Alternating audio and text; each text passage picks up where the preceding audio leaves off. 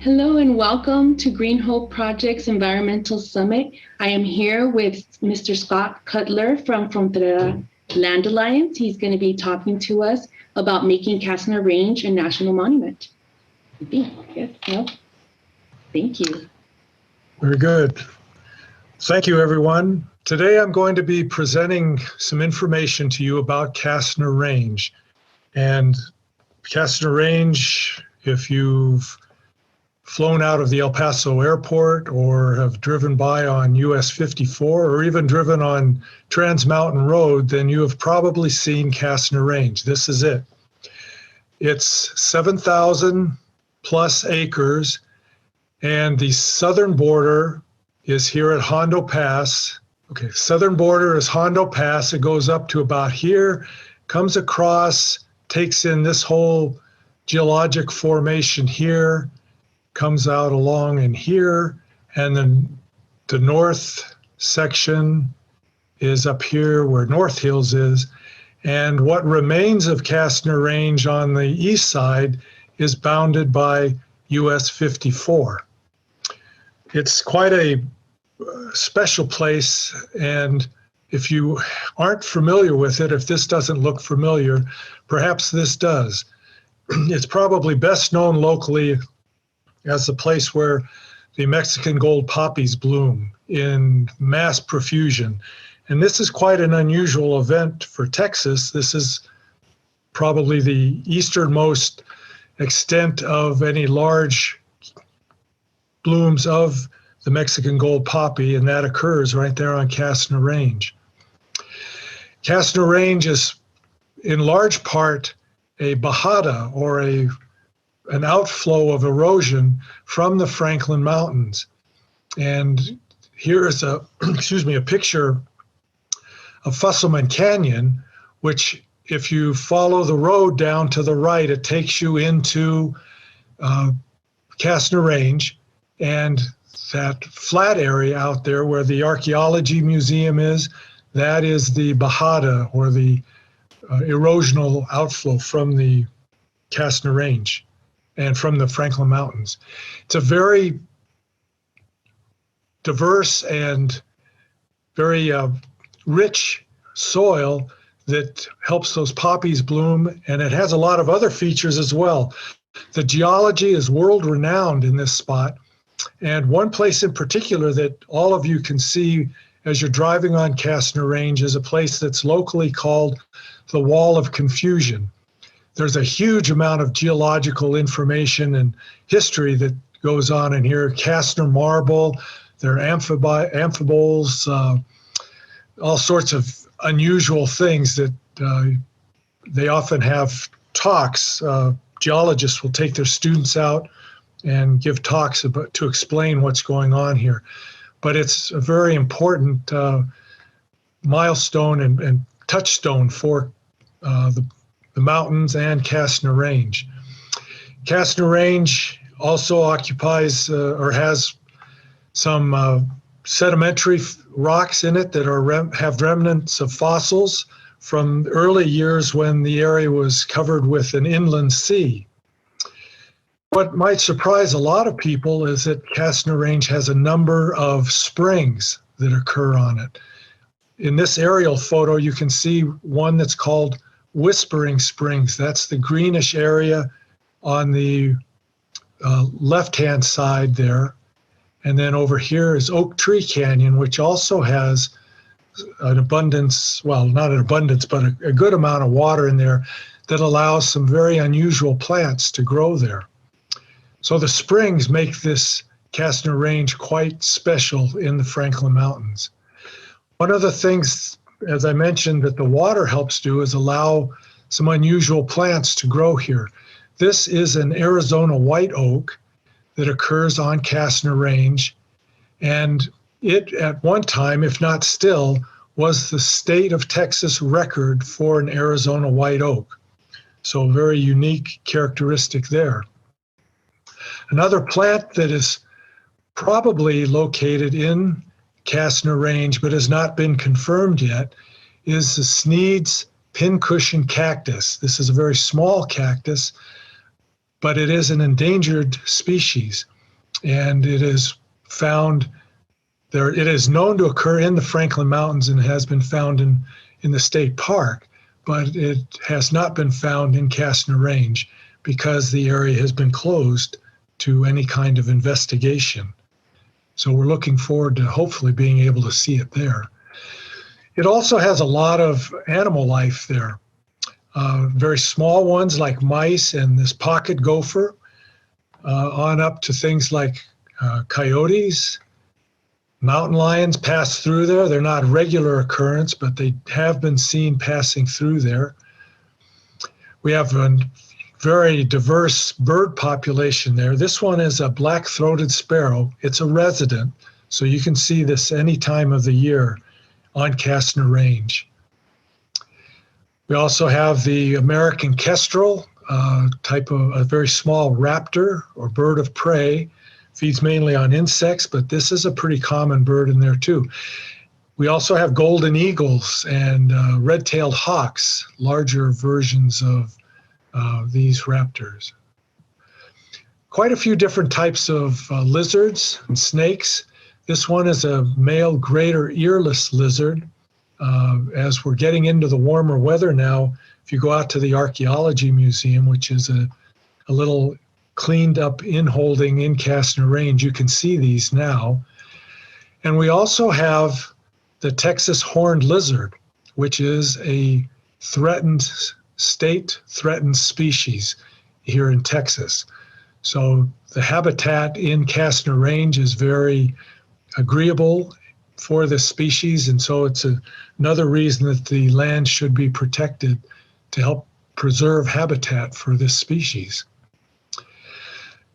While there's been animal and plant life there for as long as animals and plants have been on Earth, we've also got good records, good history of human occupation of areas on Castner Range. And there are places where rock art has been left, as well as places where the native people sat and ground up the corn, not corn, but the plants, the seeds and things that they collected on Castner Range. So there's that very early human history, and then we can move up into the more recent history in the last 200 years or so, where there was ranching going on from the time of the Spanish occupation of the area up through the 1800s, where ranches were formed.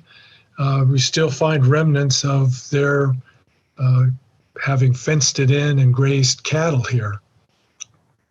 Mining also occurred quite extensively in the Franklin Mountains, and there are remnants of that on Castner Range as well.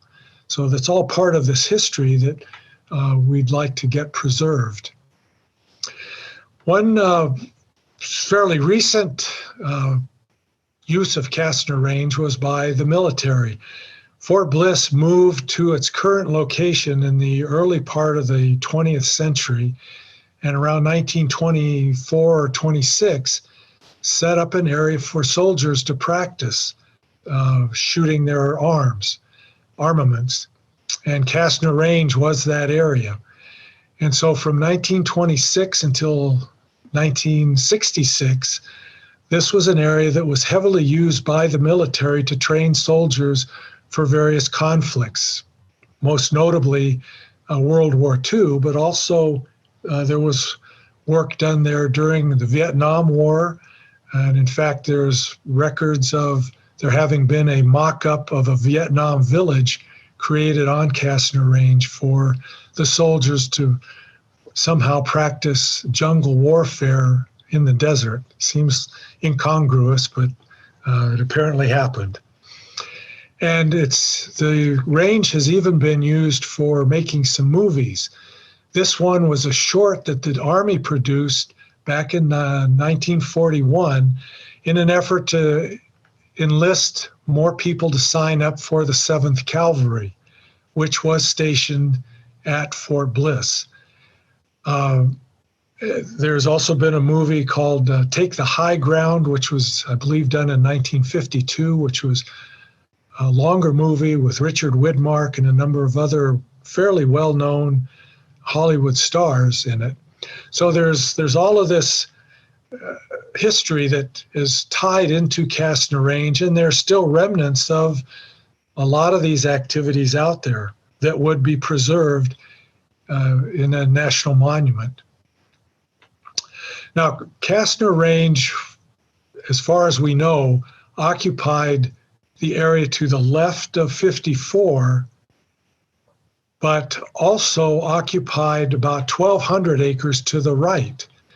And so in 1966, when Castner Range was closed, all of this area was taken off limits for anybody to use. But in 1971, the Army declared Castner Range surplus, which allowed it to decide or be able to turn this land over to some other entity and get it off their books. And in the process, they ended up clearing this area, this small area here, about 1,250 acres or so, and turning that over to the city. The plan had also been for the rest of this part of Castner Range, the area west of 54, to be turned over to the city. But because of some snafus with clearing the land, this never happened. Only the part to the right, to the east of 54. And that is now where Castner Heights, a residential area, is, as well as the Walmart and other big box stores occur. The community had been very interested in trying to protect the Franklin Mountains as a whole for generations. And when the opportunity came for the land to be used or developed, that kind of galvanized the local populace to get active and try and get the mountain protected, which a lot of it was privately owned, everything outside of Castner Range. Their efforts, the local effort, which was a very large participatory effort by a group called the Franklin Mountains Wilderness Coalition, a lot of other local organizations, ended up convincing the state to create the Franklin Mountains State Park, which happened in 1979. The idea was for Castner Range to be included in that larger park area, but because of the unexploded ordnances that remained there from when it was a firing range, the state was not ready or willing to take that responsibility on. So Castner Range was removed from the state park and returned to the military for safekeeping. In spite of the problems of the UXOs on Castner Range and the expense that would have been encumbered by trying to remove it, there were a lot of efforts over the years to place properties on Castner Range. Things like the Trans Mountain campus on El Paso Community College, Cohen Stadium down here, where both of these were proposed to be on Castner Range, the western portion of it. Because of local work to avoid that, to prevent that, it didn't happen, and those places were moved to the east side portion of Castner Range. The U.S. Customs and Border Patrol sector station was allowed to be built on Castner Range, but through a lot of negotiations, the location was finally agreed upon to be at US 54 in Hondo Pass. So the bulk of what remained of Castner Range, the 7,000 acres, was left intact. There was even a proposal maybe 10 or 15 years ago to clear Castner Range and put in a large tech park. They said that they would do this in a very protective way so that very little of the Castner Range would be affected. All of the upper regions would be okay. And they would even leave a little space in here for the poppies. Again, the community balked at that and came out in great numbers and said, we don't want that. We want Castner Range protected in its entirety. So that proposal fell by the wayside. Local groups continued trying to find a way to make this land protected. And in 2002, an opportunity, or 2003, an opportunity arose. Every year there's a National Defense Authorization Act that's enacted by Congress to help fund the military.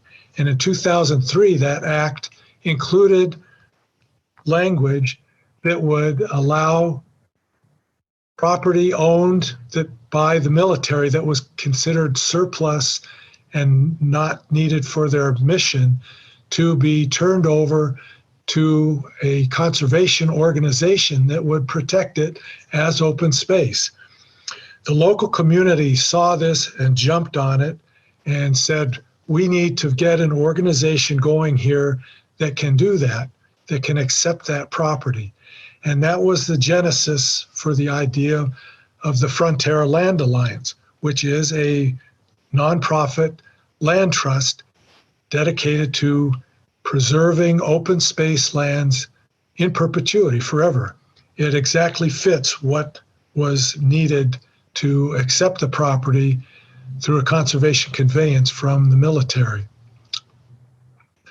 So we have worked very closely with the military. We've tried to educate the public through things like the Poppy Fest, which have happened for probably 16 years now. And we're still working on it. The Army was not ready to do a conservation conveyance on this particular property. So we continued searching for ways to make this happen. We talked to Congressman Sylvester Reyes to see if he would be able to help us, and he did give us money to look into explaining what a conservation conveyance is so that we could help the military understand the advantages of this.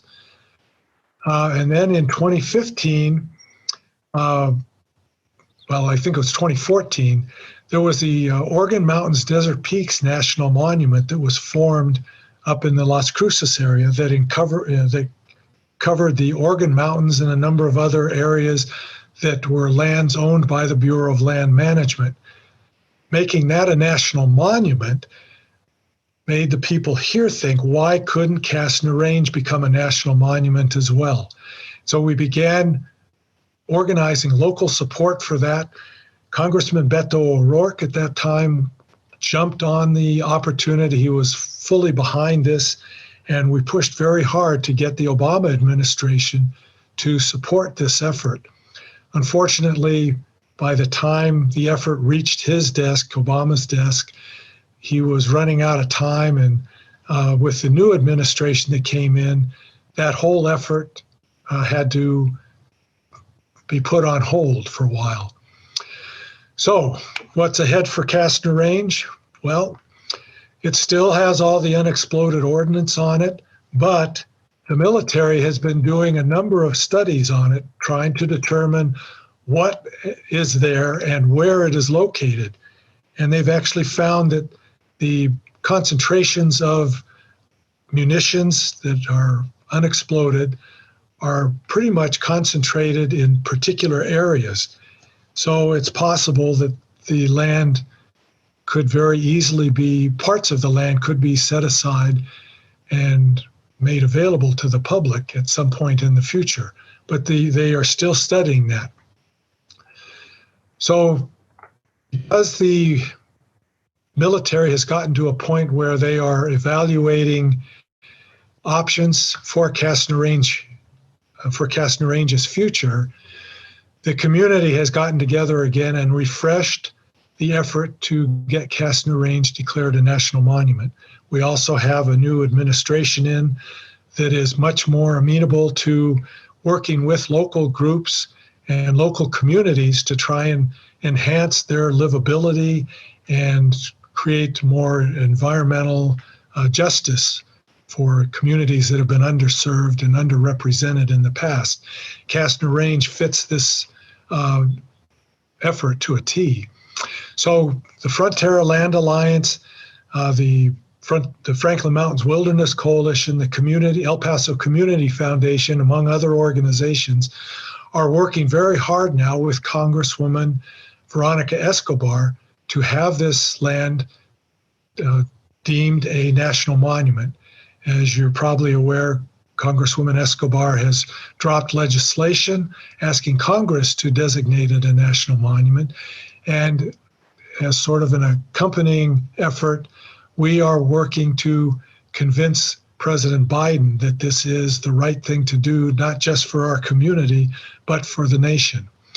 So we are working very hard to get people to sign e-letters, which you can do at castnerforever.org. You can see the link here, and sign the letter at that point, or you can scan the QR code and sign the letter electronically that way. You can also look at Frontera's website, fronteralandalliance.org, and find the link to that QR code there. So with that brings us up to date. I hope you have an opportunity to go out to, say, the Archaeology Museum, take a look at Castner Range from there. Go early in the morning at sunrise. It's really a magical time out there, and there's a lot going on in the area just that you can walk there. Just if you're not familiar, here's the Archaeology Museum here. Here's Trans Mountain Road. There's US 54. So with that, I'll stop and see if there are any questions. Wonderful pictures, fantastic. Yes. Oh my goodness. Did you guys? So let me ask you a question, if that's okay. So Frontera Land Alliance, do you do the like? I know that nobody can step on the land, but like for the education part of it, do you do like maybe some sort of outreach that not just for teaching the kids, but what was I going to say? Like some hands-on workshops for them to learn about Castner Range?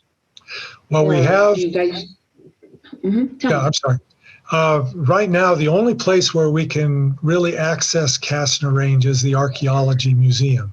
That 17-acre parcel was removed from Castner Range back in the 70s.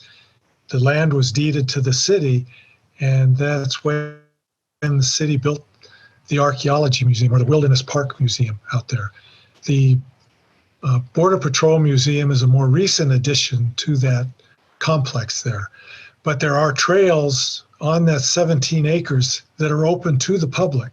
That land was cleared, so it's safe to walk on. But there are signs all around the perimeter of that property indicating to the public that you should not go past them, because you will then be entering the part of Castner Range that has not been cleared or made safe. And so even with that, walking those trails at the Archaeology Museum, you get a very good sense of the expanse and kind of the majesty of Castner Range, the complexity of the geology, and a lot of the land that's within the 17 acres there still represents the same type of plant habitat that you would see in other areas. That horned lizard, the Texas horned lizard, and the greater earless lizard that I showed you, those were seen at the Archaeology Museum. So there are lots of things to see out there. Black-throated sparrows are there as well. So to answer your question about where we do our activities, Castner-related activities, education programs, and that sort of thing are done at the Archaeology Museum, because that provides us with a location that is within the greater area of Castner Range, but is safe for the public. Okay, thank you. There's a question on the chat. It says, have there been any thoughts on adding this to the National Register of Historic Places? The National Register of Historic Places? Yes, I don't believe so. I have not heard of anyone trying to do that. I'm not sure how, because there are no full structures on there left over from when the military had their firing range on it, or when the ranches were there. I'm not sure that it would fit that the criteria that they have for that. There are some foundations of old buildings, but I think those could be just as adequately presented and preserved, and then talked about to the public when it's open to the public as a national monument.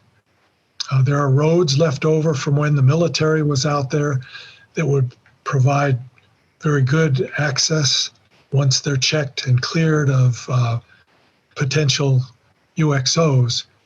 So I'm sure that the history of it would be preserved, that human history, historic history would be preserved in a national monument.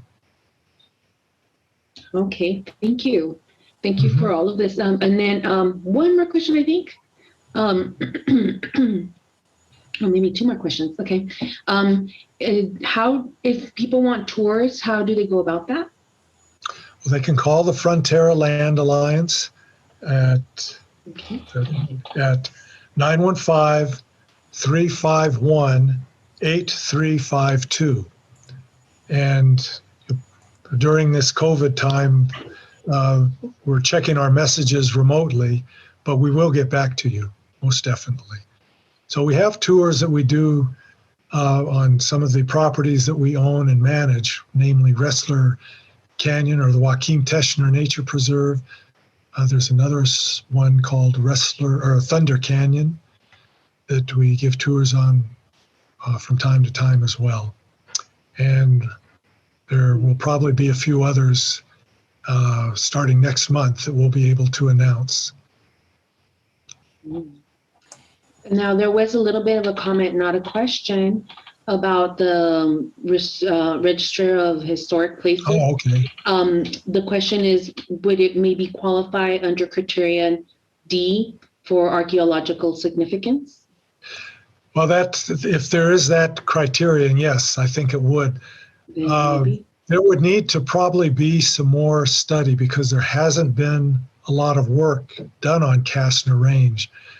I don't know of any authorized archaeological studies that have been done over the years. There were some that were done back in the 70s by local groups, but there is no doubt in my mind that there are a lot of other sites that will be found on Castner Range once it's opened up and the people are allowed to explore it some.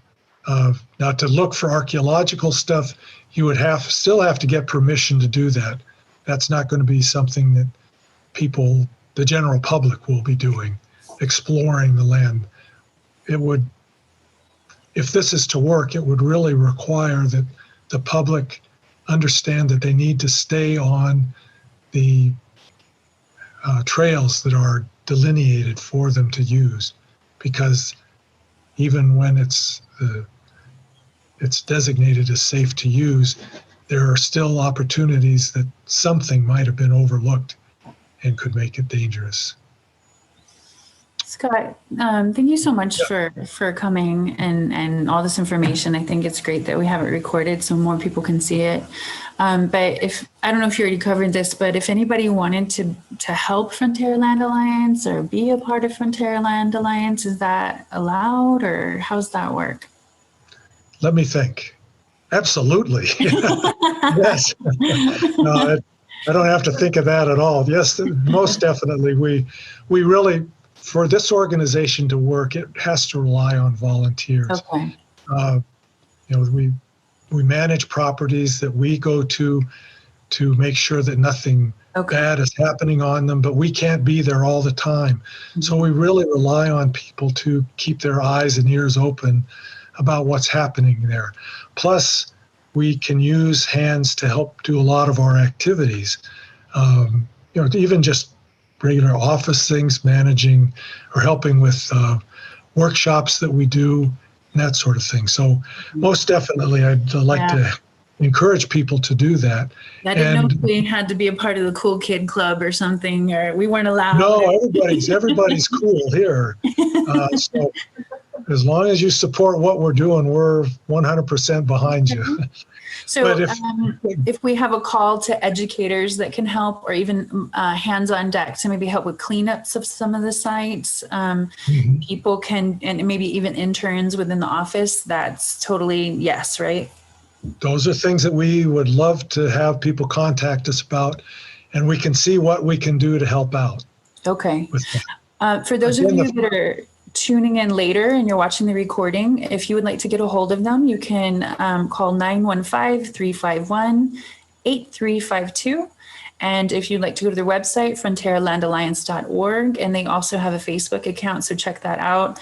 I'd be interested in volunteering with you guys when I have time, for sure. But I encourage those of you that are watching this or listening, volunteer, because you think about how you want to help, but thinking doesn't get it done. So let's take some action and, help, a helping hand, and as small as helping in the office or, helping pick up trash. It may not seem like a lot to you, but it's a start and it's a big deal. So Scott, thank you so much. This is awesome. No, you're very welcome. And please don't, I hope nobody feels that picking up trash is menial labor. It's really vital for us to keep these natural areas that we manage attractive and a place that people want to go. If they get piled up with junk, then nobody wants to go there anymore. Exactly. And it's not good for wildlife and the plants either. Totally agree. So thank you very much for that. Thank you. You guys have a wonderful Saturday. Thank you. Thanks to Candace for all your work putting these things together. You're doing a fantastic job. I can't get over it. Oh, thanks. Zulema is a big part of that. So I'm not going to lie. I'm not going to take all the credit. So Zulema and Darlene, they're awesome. But Judy, thank you for your presentation as well. And Janae, I don't know if she's here, but thank you. These will be posted, and we'll include them on the website, on YouTube, and on our newsletter. Oh, I hear Janae. Is that the Cool Kid Club? I hear Janae. There you are. Oh, she's one of the cool kids. She's keeping me on the Zoom. It was smooth. It went smoothly. Thank you, guys. Thank you. Thank you. Have a good weekend. Hey, you too. Bye.